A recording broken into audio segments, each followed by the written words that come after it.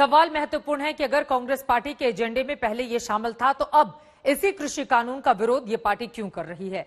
उधर किसानों से सरकार की बातचीत का रास्ता फिर से खुलता हुआ दिखाई दे रहा है। कल किसानों ने सरकार को कुछ शर्तों के साथ प्रस्ताव भेज दिया है, लेकिन पहली शर्त अभी भी यही है कि तीनों कानून खत्म करने की प्रक्रिया पर सबसे पहले बातचीत हो। अब सरकार को तय करना है कि किसानों के इस प्रस्ताव का जवाब वो कैसे देती है।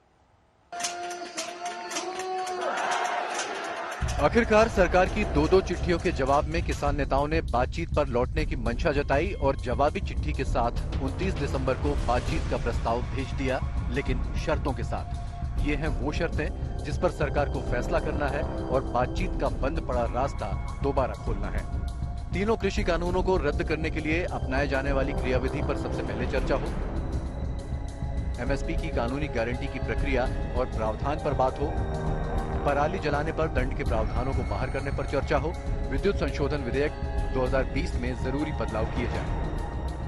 माहौल है वो सरकार निर्मित नहीं करना चाहती। जो भाषण था प्रधानमंत्री जी का, उस भाषण में एक अजीब किस्म का दुष्प्रचार है, आंदोलन को बदनाम करना है। मुट्ठी भर किसान आंदोलन कर रहे हैं, केवल हरियाणा में ही, पंजाब में थोड़ा सा, हरियाणा में और पंजाब में आंदोलन है। हमारे पास लाखों किसान यहां पर आके हमसे मिल रहे हैं।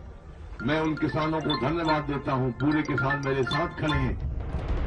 सरकार ने किसानों की चिट्ठी पर अभी कोई औपचारिक बैठक या फैसला तो नहीं किया, लेकिन मंत्रियों के बयान इशारा कर रहे हैं कि किसानों के नाम पर सियासी घेराबंदी के दबाव में वो झुकने को तैयार नहीं है। निश्चित रूप से मुझे विश्वास है कि 29 तारीख को जो वार्ता होगी उसमें किसान की नज़र से अगर वार्ता होगी तो निश्चित रूप से हल निकलेगा, क्योंकि राजनीतिक लोग हैं वो इसमें राजनीतिक डालना चाह रहे हैं, किसानों के कंधे पर बंदूक रखकर निशाना साधना चाह रहे हैं। और उसके अंदर देखा होगा वामपंथी वृत्ति के लोग हैं जो भी इसके अंदर खलल डालना चाह रहे हैं कि किसानों की समस्या का हल नहीं निकले। कांग्रेस भी इसी के अंदर लगी हुई है। 8 दिसंबर को गृहमंत्री अमित शाह से बातचीत के बाद सरकार ने किसानों को संशोधन से संबंधित प्रस्ताव लिखित में दिए थे। इसमें उन तमाम बातों का जिक्र था जिसके लिए ये आंदोलन शुरू हुआ था। इसके बावजूद किसान नेता बातचीत आगे बढ़ाने को तैयार नहीं हुए।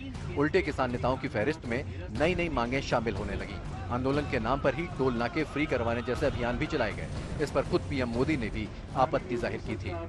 कृषि मंत्रालय ने किसानों को दोबारा जो चिट्ठी भेजी थी उसमें भी किसान नेताओं की बढ़ती मांगों को लेकर ऐतराज जताया गया था। ये स्पष्ट किया जा चुका है कि सरकार एमएसपी के बारे में लिखित आश्वासन देने को तैयार है। इस विषय में कोई नई मांग रखना तर्कसंगत नहीं लगता, लेकिन फिर भी सरकार सभी मुद्दों पर बातचीत को तैयार है। बहरहाल किसान अपनी चिट्ठी भेजने के साथ साथ आंदोलन को तेज करने की तैयारी में भी जुट गए हैं। किसान नेताओं ने तय किया है कि एनडीए के सांसदों विधायकों के विरोध को बढ़ाया जाएगा। हरियाणा के साथ साथ अब पंजाब के भी टोल फ्री कर दिए जाएंगे। दिल्ली के बॉर्डर पर शहादत दिवस मनाया जाएगा।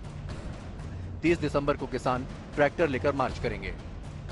जहां हम खड़े हैं वहां पे एक बड़ा मंच लग रहा है, एक बड़ा स्टेज। और आपको ये भी बता दें, एक छोटा स्टेज पहले है, लेकिन क्योंकि किसान को मालूम है कि 29 तारीख को बातचीत हो रही है किसानों और सरकार के बीच में, उसके बावजूद तैयारी की जा रही है, यानी उम्मीद कुछ कम नजर आ रही है। और इसकी क्या बात है, क्योंकि आपको बताएं सरकार ने कहा है वो बेशर्त बात करने के लिए तैयार हैं और 4 शर्तें रखी गई हैं किसानों की तरफ से। सरकार एक बार नहीं कई बार जता चुकी है कि नए कानून किसानों के हित में हैं, लिहाजा इन्हें वापस लेना तो करीब नामुमकिन है। उधर बातचीत पर लौटने की इच्छा जताते हुए भी किसानों की सबसे पहली मांग यही है कि तीनों कानून खारिज होने चाहिए। ऐसे में बातचीत का भविष्य क्या होगा, इसका कोई भी अनुमान लगा पाना फिलहाल मुश्किल है। दिल्ली से कमलजीत संधू और रामकिंकर सिंह के साथ आज तक ब्यूरो।